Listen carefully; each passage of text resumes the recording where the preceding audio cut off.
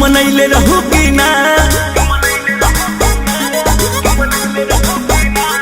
कबो शिव जी के धनिया तू मनैले रहू कि ना कबो हमारा खातिर पूजा पाठ तू कैले रहू कि ना कैसे कैले कृपा तोह पे भोले दानी कैसे कैले कृपा तोह पे भोले दानी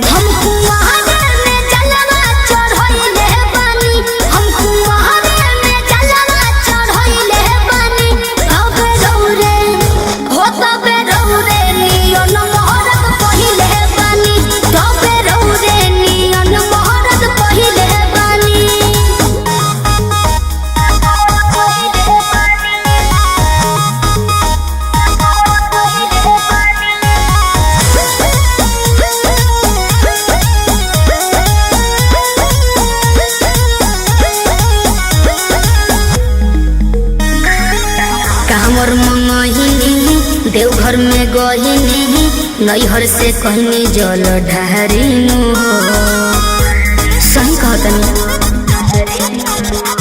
ए जी पूछो न खहिनी राजा उठहिनी तोहरे ला सुर हो सुमहरिनु काहे के इतना तू ताप कैलू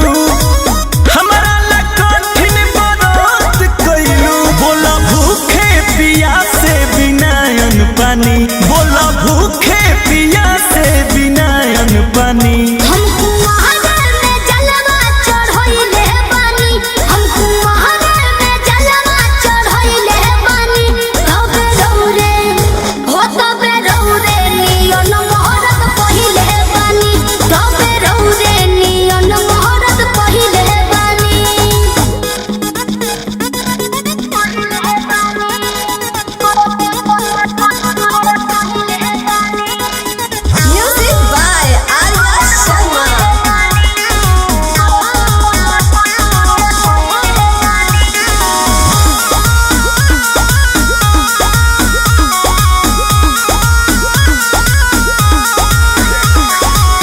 लहनिया रजिया